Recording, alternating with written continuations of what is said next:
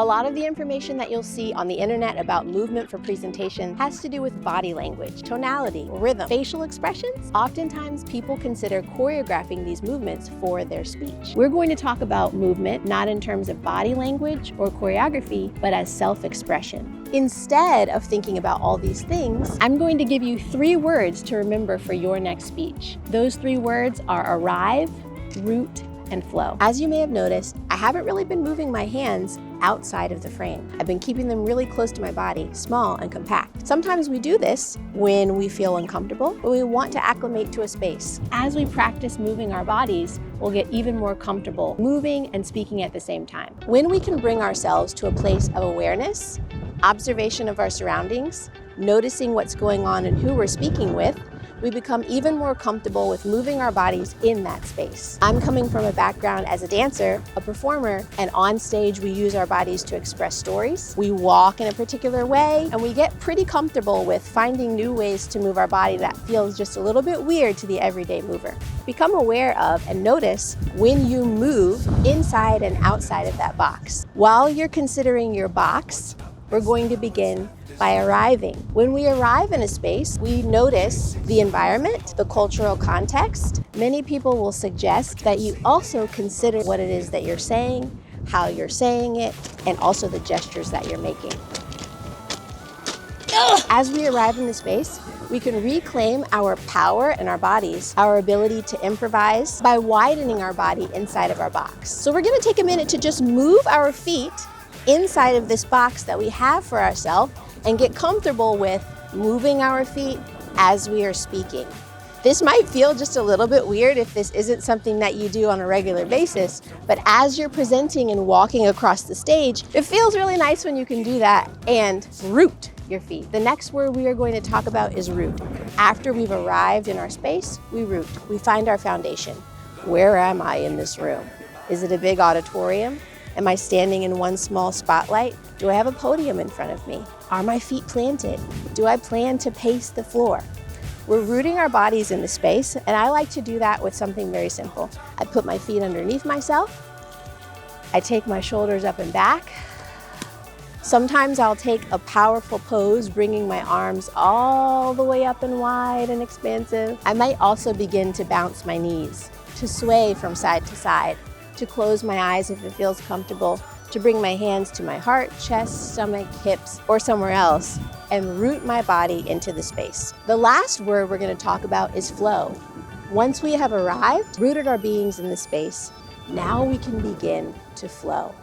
Now we can find comfort with moving our extremities outside of that box, using our hands, our feet, our gestures, and communicating to our audience through our movement. I have an absolute beginner movement workshop available to you for free, and you can access that by clicking the link in the description. Now, imagine you're giving this same presentation on Zoom.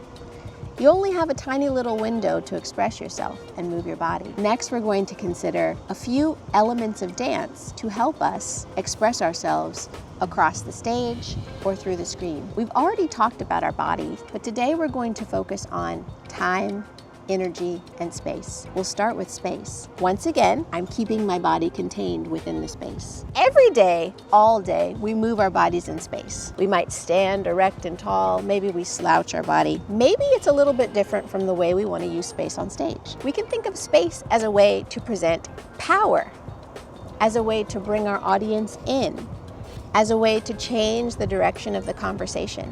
And we do that with our body. Whether we're seated or standing, we can turn our body in a new direction.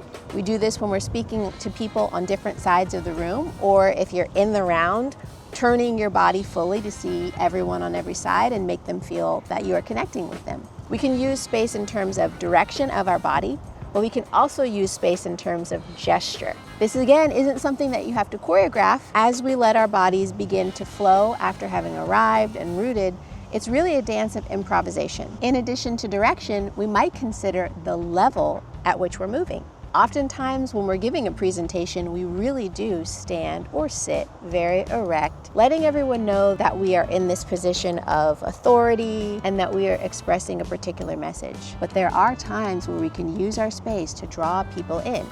Maybe we want to come down just a little bit lower. We want to lean forward toward the audience. We want to take our bodies back when we're talking about something that might make us withdraw. And this is less about considering what your body language is saying and more about finding comfort in how you can move and be expansive on the stage. In addition to space, we want to consider energy and effort. I love to talk about energy and effort because I feel like it lets us leave an impact. When I move my body in an energetic way, whether my energy is strong or soft, whether my energy is flowing or sharp, sometimes that movement carries my story far beyond what words can do. So while we might not begin our presentation with a dance, it helps us to get into a connection with energy, with rhythm, with flow when we practice these things on our own. Our gestures when we're speaking and presenting are often choppy, but I encourage you to explore what it would look like if you were to express the full use of your arm, feeling almost as if you're a character that has stepped into a new world. And that world is one in which you create. Whether you're speaking about severing human flesh or how movements of protest can influence change, the energy and effort that you use leaves an impact on the audience. It's supposed to be like a meta example that they see this inside the speech.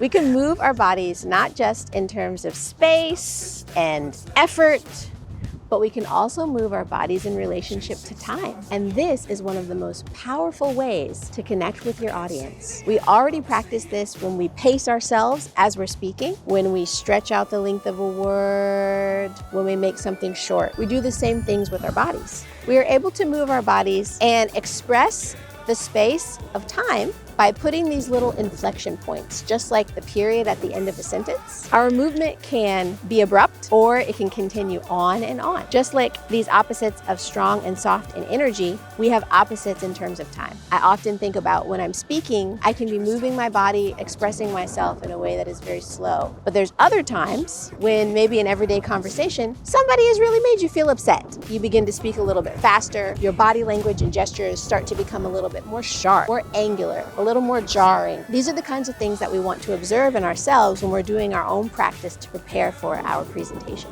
All right, that's all I have for you today, guys. Thanks so much for watching. Don't forget to like and subscribe. If you're looking for a little bit of help with your next speech, check out the link in the description and book a call with me today.